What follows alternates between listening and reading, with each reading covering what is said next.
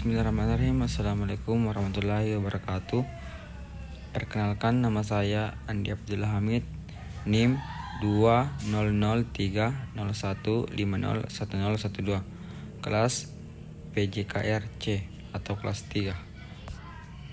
Di sini saya akan memaparkan materi tentang teori psikologi belajar. Yang pertama, beberapa teori behavioristik. Tokoh-tokoh aliran behavioristik diantaranya ialah Ivan Petrovich Pavlov, L. Thorndike, R. Guthrie, B.F. Skinner, R.M. Gagner. Beberapa teori belajar yang akan dikemukakan di sini meliputi koneksionisme dari Thorndike, classical conditioning dari Pavlov, dan operant conditioning dari Skinner. Pertama, koneksionisme dari Thorndike. Menurut teori ini, belajar pada hewan dan pada manusia pada dasarnya berlangsung menurut prinsip-prinsip yang sama. Dasar terjadinya belajar adalah terjadinya bentuk asosiasi atau bond connection antara kesan panca indera sense impression dengan kecenderungan untuk bertindak impulse to action.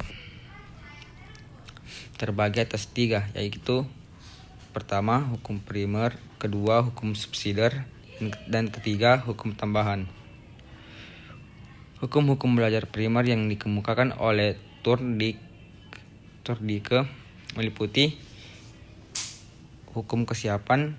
Hurlock pada tahun 1990 mengatakan bahwa keterampilan yang dipelajari dengan waktu dan usaha yang sama oleh orang yang sudah siap akan lebih unggul dari orang yang belum siap untuk belajar. Dalam hal ini, Oxendine tahun 1984 mengemukakan bahwa belajar akan berlangsung sangat efektif jika siswa telah siap untuk memberikan respon.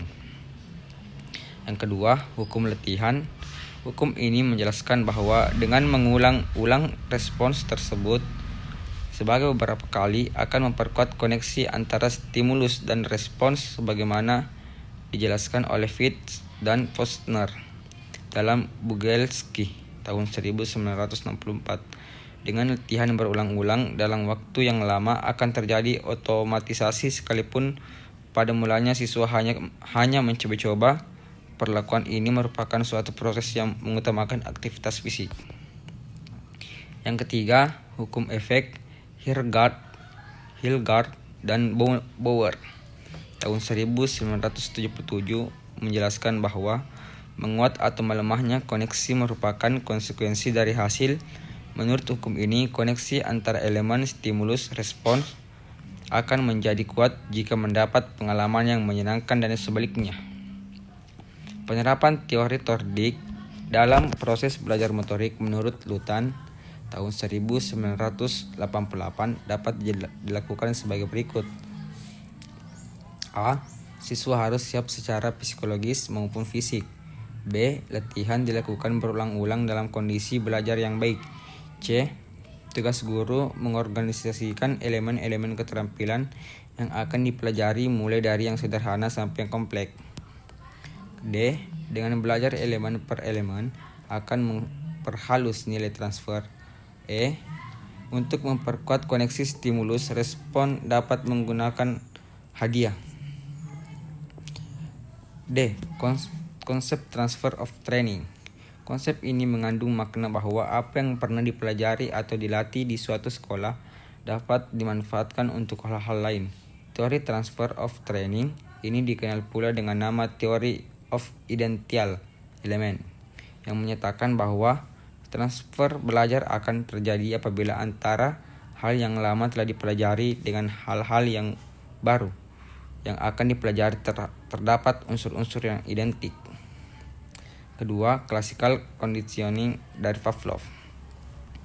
Eksperimen yang dilakukan Pavlov mengenai berfungsinya kelenjar ludah pada anjing merupakan contoh klasik mengenai bagaimana tingkah laku tertentu dapat dibentuk dengan pengaturan dan manipulasi lingkungan. Proses pembentukan tingkah laku tersebut disebut proses pensyaratan atau conditioning process. Ketiga, operant conditioning dari Skinner.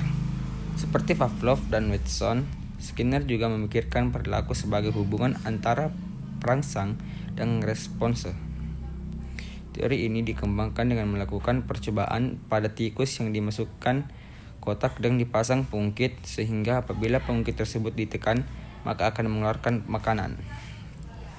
Berdasarkan hasil percobaan tersebut, Skinner membedakan adanya dua macam respons, yaitu yang pertama, respon dan respon, yaitu respon yang ditimbulkan oleh perangsang-perangsang tertentu sebagai makanan yang menimbulkan air liur.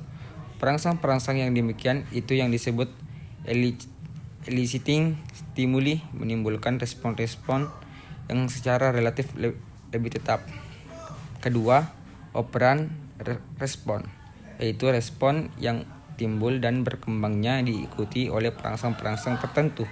Perangsang yang demikian itu disebut reinforcing stimuli atau reinforcer, karena perangsang-perangsang tersebut memperkuat respon yang telah dilakukan oleh organisme.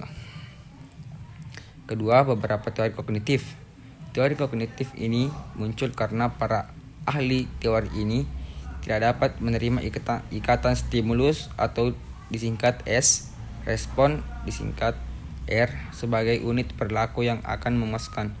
Mereka menyangkal bahwa conditioning atau asosiasi mekanisme stimulus dan respon dapat dipakai untuk memahami perilaku manusia. Para ahli teori kognitif ini diantaranya adalah Kafka, Kohler, Combs, Tolman, Roger, dan Lewin.